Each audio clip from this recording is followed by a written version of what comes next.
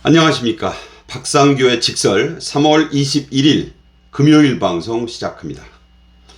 윤 대통령 탄핵 선고가 빨라야 다음 주 후반, 늦으면 4월 초까지 갈 게 확실해지고 있습니다. 헌재는 오늘 선고기일 지정은 없다고 확인했는데요. 이재명의 속이 새카맣게 타들어가고 있을 겁니다. 이재명의 명령에 따라 좌파 배지들이 오늘 두 갈래로 최상목 대행을 공격하고 나섰습니다. 하나는 최 대행에 대한 탄핵안을 민주당과 좌파 떨거지 내 야당이 공동으로 국회의안과에 제출한 것이고요. 다른 하나는 대장동 변호사 출신인 박균택 등이 공수처에 최 대행을 10년 전에 최순실 게이트에 엮어서 고발한 겁니다. 결론부터 말씀드리면 이 둘 다 시쳇말로 뻥카고요. 공포탄이나 불발탄이 될 가능성이 매우 큽니다. 먼저 국회에 제출된 최 대행 탄핵안은 발의 후 첫 본회의에 보고된 뒤에 24시간 이후 72시간 안에 표결을 해야 합니다.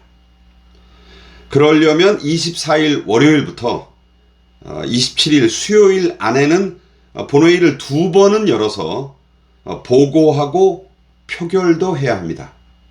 평상시 같으면 민주당과 이 내 야당이 다 할 수 있는 일들이에요. 하지만 지금 시국이 그렇지 않습니다. 그 열쇠는 국회의장 우원식이 쥐고 있죠, 물론. 그런데 의장실 관계자가 지금 당장 탄핵을 추진하는 데는 신중한 입장이라고 전했습니다. 바로 하겠다, 이런 얘기를 안 한 배경이 뭘까요? 여러분도 아시다시피 24일 월요일 오전에는 한덕수 대행의 탄핵 선고가 잡혀 있습니다. 또 그 이틀 뒤인 26일 수요일에는 이재명의 선거법 2심 선고가 이루어지죠. 이 중차대한 두 선고의 와중에 깜도 안 되고 실익도 전혀 없는 최상목 대행 탄핵에 우원식이 이 총대를 맬지 저로서는 참 회의적입니다. 그리고 설사 최 대행이 탄핵이 된다 하더라도 최 대행의 후임으로 지금 법적으로 정해져 있는 이주호 사회부총리 겸 교육부 장관이 야당의 이 겁박에 주눅이 들어서 40여 헌법재판관 임명장을 내줄 가능성 0%, 솔직히 말하면 마이너스 %라는 게 여의도 정가 그리고 제 관측입니다. 이주호 부총리는요, 이명박 대통령과 윤석열 대통령에 의해 두 번이나 교육부 장관에 임명된 초강경 보수파로 정평이 나 있습니다. 오히려 최상목 대행이 야당이 흔들기에 더 좋다는 말까지 있어요. 그리고 24일 탄핵 선고에서 기각이 거의 확실한 이 한덕수 대행이 직무에 복귀하면 그 즉시 이재명 민주당의 최 대행 탄핵은 무산이 되거나 하나마나한 불발탄이 될 것입니다. 물에 젖은 성냥골 나는 거예요. 김부겸 전 국무총리가 참 적절한 일침을 가했습니다. SNS에 글을 올렸는데 실익은 적고 국민 불안은 가중시키게 된다. 지난 탄핵건들이 줄줄이 기각돼서 부정적 여론이 높다. 몸조심하라는 이 부적절한 이재명 발언에 뒤이은 이 무리한 탄핵 추진은 국민 신뢰를 잃게 할 수 있다는 겁니다. 나름 이 정제된 표현을 썼는데 한마디로 또 탄핵했다가는 정말로 끝장이 날 것이다. 이 경고를 지금 하고 있는 거죠. 앞서도 말씀드렸지만 이재명의 법률 청직이라고 할 수 있는 이 박균택 등은 최상목 대행이 지난 2015년에 최순실 게이트가 났을 때 청와대 경제금융비서관으로 재직하면서 미르재단 설립과 관련된 범죄에 적극 가담했다고 주장하면서 뇌물수수, 공갈 혐의로 최대행을 공수처에 고발했습니다. 참 어처구니 없는 내용이고 이게 말이 되나 싶은데 박균택은 최상목의 범죄 혐의가 명백함에도 불구하고 당시 윤석열 검사 등은 자의적으로 기소권을 행사해서 최상목을 기소하지 않았다면서 최대행을 윤 대통령이 봐줬다는 의혹까지 제기했습니다. 사실관계는 맞아요. 윤석열 대통령이 검사였을 때 이 사건을 수사한 바 있습니다. 그러나 뭐 기소를 안 했다라든가 봐줬다라든가 하는 내용은 황당무계 그 자체인 것이죠. 오히려 깐깐하게 수사를 했는데 최대행이 참 실력 있는 관료여서 그때부터 눈에 넣어두었다. 이런 얘기는 맞습니다. 이재명 민주당이 다 떨어진 이 공수처를 택한 것도 참 웃기지만은요. 공수처 폐지, 오동원 체포, 또 수사 주장이 빗발치는 와중에 언제적 이 사건을 억지로 엮어서 대통령 또 대통령 권한대행을 싸잡아 고발한 데 대해서는 참 연민까지 느끼지 않을 수 없습니다. 뭐 이재명이 시키니까 했겠죠. 민주당이 오히려 이 공갈 혐의로 사직장국의 되레 고발돼야 될 그런 사안입니다. 이게.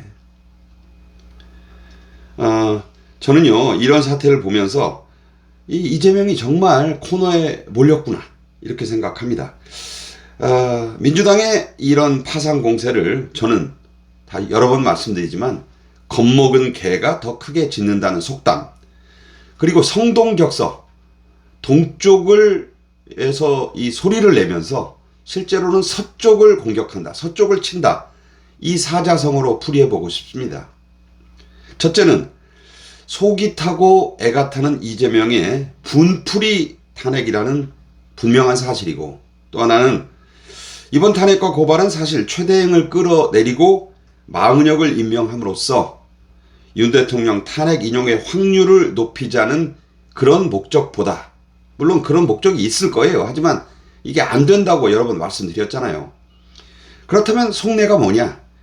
26일로 닥친 이재명 선거법 2심에서 어떻게든 무죄 또는 최소한 피선거권 유지형, 그러니까 벌금 100만 원 미만을 받아내려고 모든 좌파 세력, 민노총, 개딸들 다 결집시키는데 진짜 목적이 있다고 보고 있습니다. 지금 개딸 좌파들은요, 이재명이 선거법 항소심에서 피선거권을 유지할 것이라는데 올인하고 있습니다. 주심이 전남 순천 출신이고 재판부 중 가장 나이가 많은 정재호가 광주에서 태어나 광주 살레시오고를 졸업한 그야말로 광주 사람이니 이 2대1로 무죄가 나올 수 있지 않겠느냐, 그렇다, 뭐 이런 주장인 거예요. 법원 안팎에 놔두는 이 사설정보지 지라시에는 정재호가 지인들과의 사석에서 이재명 선거법 재판은 기소감이 안 된다고 했다는 말이 나놉니다. 확인은 안 됐는데 계속 이런 말을 지금 돌리고 있는 거예요. 좌파들은 이 근거 없는 소문을 마구 확산시키면서 무죄 주장을 설파하고 굳히기에 들어가려고 하고 있습니다. 하지만 재판장인 최은정 판사는 경북 토박입니다. 또 주심 이예슬 판사는 순천 태생이지만 지금까지의 모든 판결들을 따져보니 원칙과 법리에 따라 판결한 정통 엘리트 법관입니다. 이재명이 국토부의 협박을 받았다고 거짓말한 것은요, 수많은 관련 공무원들의 증언에 의해 단 한 명도 예외 없이 입증돼 있어요.